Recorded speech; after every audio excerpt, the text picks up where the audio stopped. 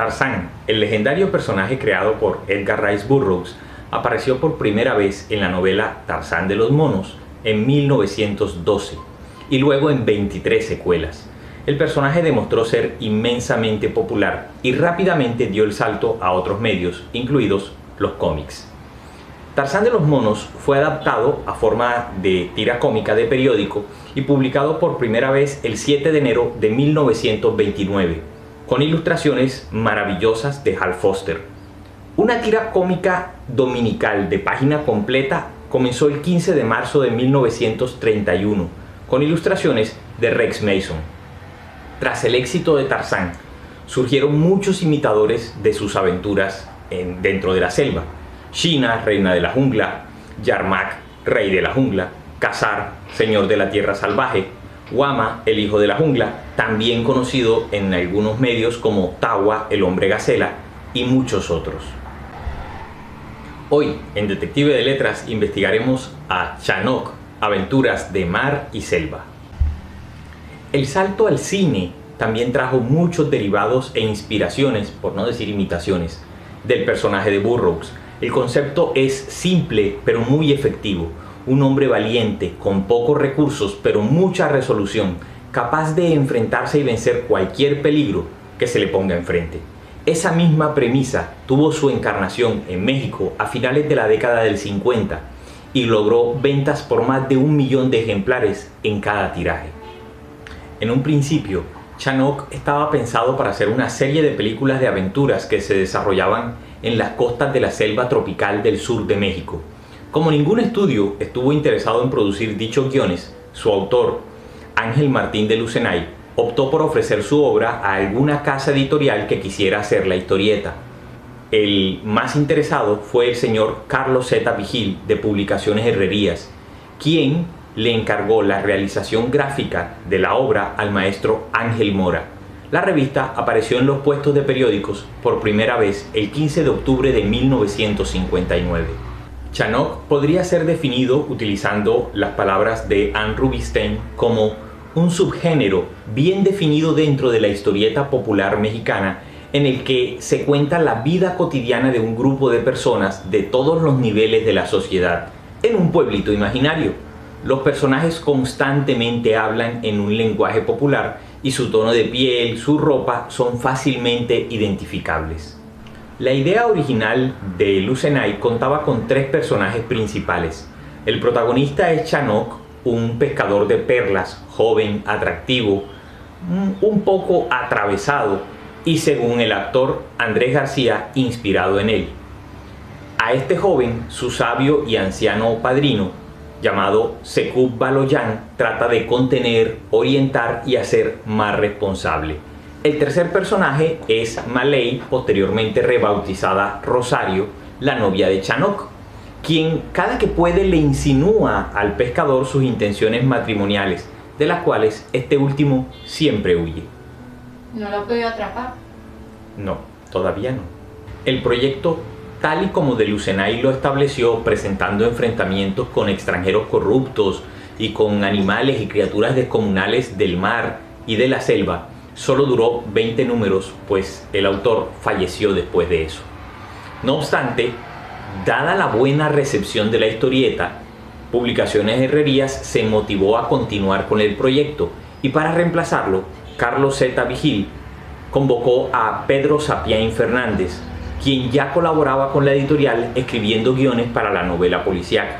La elección no fue un capricho, pues Sapiain también era buzo y pescador profesional, además de un excelente argumentista. Y por si fuera poco, era de esos escritores que les gusta investigar cada tema a fondo y para desarrollar una historia suele sumergirse en ella. Válganme la figura literaria de sumergirse cuando hablo de un buzo. Por lo tanto, Pedro Sapiain Fernández dedicó buena temporada a investigar y a vivir los ambientes cercanos al puerto de Veracruz, en la costa sureste del Golfo de México. Esto generó muy buena empatía con el artista gráfico Ángel Mora, quien también era oriundo de esa región, y gracias a ello llevaron a la historieta a una cúspide de popularidad que duró bastante tiempo. Sapiain y Mora respetaron la idea general de Lucenay, pero hicieron algunos ajustes bastante interesantes a la historieta. El más significativo, sugerido por Ángel Mora, fue invertir los roles de Chanok y de Sekub. Chanok se volvió un joven pescador de perlas, trabajador, responsable y hasta cierto punto serio, quien tenía entonces que cuidar a su padrino. Por su parte, Sekub se transformó en un anciano aficionado al cañabar. El cañabar es una bebida alcohólica de la historieta, muy enamoradizo, pendenciero, capaz de realizar unas hazañas físicas imposibles para alguien de su edad y seguramente para gente más joven. Sekub se vuelve un sujeto acostumbrado a meterse en problemas, ya sea por tratar de sacar ventaja de una situación de manera turbia, por seducir a una mujer mucho más joven que él, ya sea con fines de lucro o por simple vanidad. La revista se hizo mucho más dinámica y jocosa en sus argumentos y en su estilo narrativo, y dio cabida a más personajes regulares y al desarrollo de Iztac, el pueblo donde se lleva a cabo casi toda la aventura. Esto dejó de ser un simple escenario para convertirse más en un espejo de lo que era el México de los 60 para ese momento. La ubicación del mismo Iztac, el poblado donde vive Chanok, ha desatado una de las discusiones más interesantes entre investigadores y fanáticos del mundo de la historieta latinoamericana. En la entrevista que realizó la investigadora Mayra Mayola Benítez Castillo a el artista Ángel Mora para el volumen 5 de la revista Comicase, el dibujante comentó que la serie estaba ambientada en la zona del Pacífico mexicano, mientras que hay lectores que aseguran que los nombres de personajes y lugares de la historieta están basados, al menos en parte, en la lengua maya, dándole una hipotética ubicación a Iztac entre Tabasco y Campeche. Más allá de la verdad o de la puntualidad de estos comentarios, todas estas opiniones lo que muestran es un sentido de apropiación por parte del público que trasciende lo local y lo vuelve nacional, y que pasa de la fantasía de la historieta a la realidad de la vida cotidiana. La segunda etapa de la historieta duraría unos 11 años, hasta inicios de 1971. Sapien, en ese momento, sería despedido de Publicaciones Herrerías al salir el número 600 de Chanok. Las razones de la salida del guionista son muy oscuras. Se habla de enfrentamientos con las directivas por las inclinaciones políticas del escritor, el cual era abiertamente de izquierda. Otros aducen a la caída de las ventas en la historieta, y es que en realidad muchos de los argumentos de Chanok se habían ido a ciertos excesos, sobre todo el hecho de que ya Chanok no se movía tanto como un pescador y se había convertido más en una especie de espía, en donde los protagonistas luchaban contra complots internacionales organizados por el hombre blanco. Pero a mi parecer hubo dos factores principales que motivaron la caída en ventas de Chanok. El primero, la aparición de Calimán, el hombre increíble en historietas. Calimán llegaría a ventas de 8 millones de ejemplares cada semana y no había dinero para comprar todos los cómics. ¿De dónde salían esas ventas? De la caída en ventas de otros títulos. El otro argumento para la caída en ventas de muchas historietas fue la creciente presencia de la televisión. Nuestro héroe, Chanok, es un mestizo, como lo son muchos de los grandes héroes de la historieta mexicana, entre ellos Calimán, Arandú y Balam. De acuerdo con De Lucernay, este nombre, como el de Sekub, es de origen maya. Sin embargo, las características físicas del personaje no son ni remotamente cercanas a aquellas que definen a los mayas. Chanok es un mestizo de piel morena clara y de complexión atlética, alto, de cabello negro rizado y de ojos café, que viste siempre con una camiseta roja, con pantalones azules, sandalias tipo huaraches, y lleva siempre un cuchillo de cacería en su cinturón. Los fanáticos del cómic, como Rubén Eduardo Soto Díaz, director del Museo de la Caricatura y la Historieta de Cuautla, Morelos, comentan que Chanok es el nombre de una deidad cuyo color distintivo es el rojo. De ahí que Chanok porte una camiseta del mismo color. Les dejo en la descripción del video un enlace al artículo donde hace esta referencia. Lo cierto es que no existe ninguna deidad maya que se llame Chanok. El más cercano es Chac, una deidad asociada con el agua y sobre todo con la lluvia, que se representa como 4 dioses separados, análogos a los puntos cardinales. El correspondiente a Chanok sería Chac rojo del este o Sac Ship Chac. Ahora bien, la palabra Chac quiere decir rojo, mientras que Nok se refiere a la ropa. Quizás de ahí venga la idea, pero son solo especulaciones entre Sherlock y yo, y ninguno de los dos es experto en lenguaje maya. ¿Cómo así que tú sí? ¿Cuándo? Chanok es un héroe más realista de lo habitual. Aunque posee unas habilidades de lucha, buceo y natación sobresalientes, no es invencible y es frecuente que sea herido. No posee grandes conocimientos y habilidades más allá de su entorno natural y su educación. Pero lo que lo hace realmente destacado es su moralidad y su ética superior, en contraste con los pequeños vicios de su padrino Sekub Baloyan. Sekub nos presenta el mentor cómico en la historieta. Aunque sus rasgos son un poco más cercanos a los de los mayas, lo cierto es que Sekub tiene muchos ingredientes europeos en él. Es un hombre muy delgado, de cabello blanco, ojos azules, con una edad indeterminada que puede estar entre los 60 y muchos más. Y aunque él asegura que nació en Mayab y tenga según él ancestros mayas, muchas veces hace referencia a su perfil griego y es apodado en la historieta el gallego. También muestra un desdén por el baño diario que no es propio de América y sí es muy común en algunas regiones de Europa. Además de los personajes principales, el cómic desarrolla una serie de personajes secundarios recurrentes con los cuales el lector logra una sensación de identidad dentro del pueblo de Ishtak, muy al estilo de los personajes recurrentes del Tintín de Hergé. Uno de los personajes que acompaña frecuentemente a Chanok y a Sekub en sus aventuras es el cuidador del faro, Pata Larga, a quien Sekub llama compadre y quien no solo es su compañero de parrandas, sino también de aventuras, travesuras, movidas, jugarretas y todo lo que se le pueda unir a eso.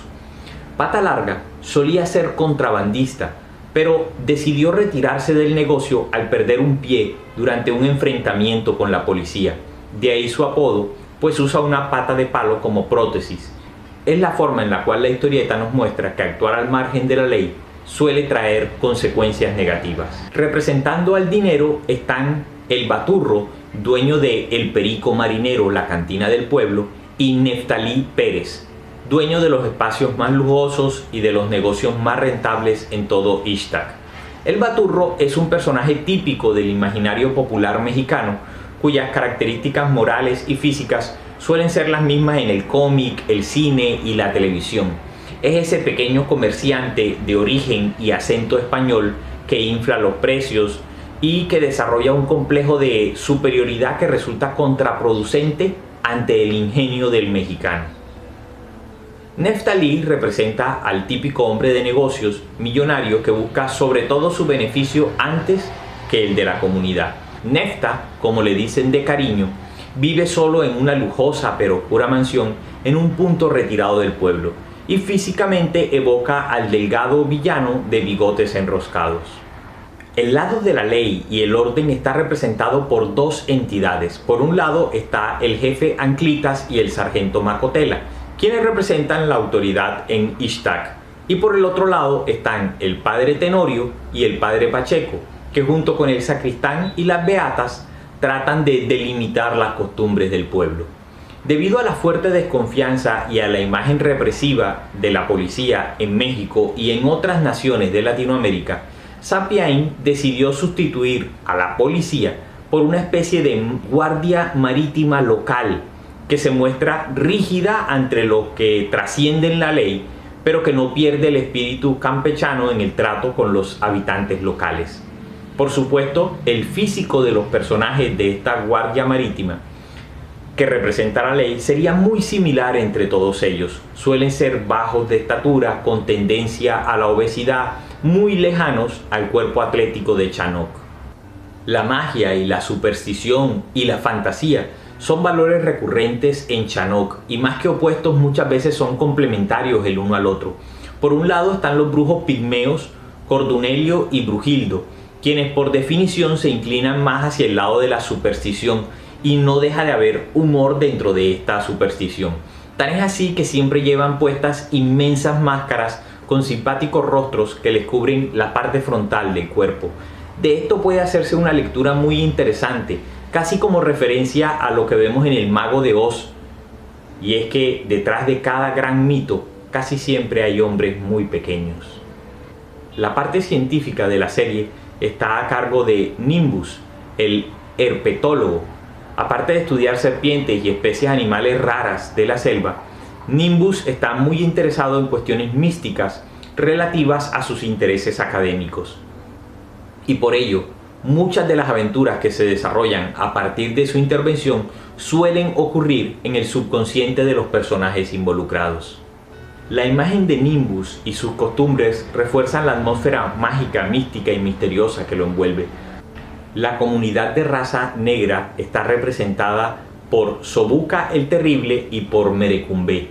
Sobuka es un hombre tuerto con una musculatura descomunal que a veces ayuda a Chanok cuando va a pescar y por supuesto en sus aventuras.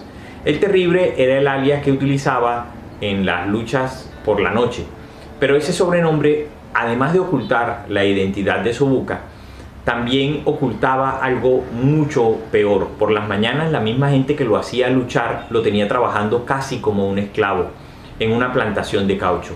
La amistad con Chanok nace cuando éste lo rescata de las garras de sus captores. El caso de Merecumbe, que no es menos penoso, crea un contraste fuerte con el de Sobuka. Mere, como le dicen de cariño, es un niño de color, desempleado, sin educación, a quien Chanok y Sekub aprecian mucho. Sin embargo, la imagen de este personaje evoca el estereotipo caricaturizado de los niños de raza negra a principios del siglo XX, sobre todo en el cine. La comunidad indígena se representa en Chanok con miembros de la tribu de pigmeos encabezada por el jefe Sabuka y con los caníbales Suk y Puk. Los primeros, los miembros de la tribu de pigmeos, son una representación de los mayas de la zona, pero su función va directamente relacionada a la parte cómica de la historieta. Sus rasgos están exagerados, al igual que su vestimenta, no miden más de 1 metro, usan taparrabo y pintura de guerra. Por otra parte, Suk y Puk, los caníbales, no evocan alguna comunidad específica. Más bien son un chiste compuesto por una corporalidad, expresión física y vestimenta que apunta más a la caricatura de hombres de las cavernas que están obsesionados con devorar a Sekub, el padrino de Chanok, por el sabor especial de este debido a los años del consumo de licor. Al igual que Conan el Bárbaro, la obra de Robert E. Howard, Chanok muchas veces defiende lo salvaje y simple sobre lo civilizado, aunque con el tiempo Ishtak se convierte en una verdadera metrópolis, llegando incluso a tener aeropuerto internacional y grandes escenarios deportivos. Chanok es un verdadero hito del cómic mexicano y latinoamericano. Es una de esas obras que tiene grandes enseñanzas en cada uno de sus números, y es un héroe en realidad diferente a los que vinieron después de él. Si quieres descubrir y disfrutar una selección de sus números, te dejamos un enlace dentro de la descripción del video. Soy Jota y esto es Detective de Letras. Si te gustó, like, campanita, suscribirse, compartir. Nos vemos en el próximo video, investigando otro tema. Buena la vida de Chanok, ¿no? Pescar perlas, nadar, estar siempre tranquilo. No como la vida en Londres o la vida mía, que además de hacer videos tengo que hacer mi trabajo. ¿Será que nos vamos a buscar un pueblito como Ishtak? Ok, ¿de qué vas a hablar hoy? Yo voy a hablar de Chanok. Y Sherlock seguramente no va a hablar. ¿Va a hablar? Generalmente no dice nada. Pero piensa mucho. Seguidores, estamos en... 888. No, creo que todavía estamos en 887, pero estamos luchando ya por estar cada vez más cerca de los 1000 suscriptores, que es nuestra primera meta. Cuando lleguemos a los 1000 suscriptores vamos a hacer un video especial de preguntas a Detective de Letras. Vamos a responder todas las preguntas que nos manden. Tenemos que abrir la caja de comentarios para eso entonces. Correcto.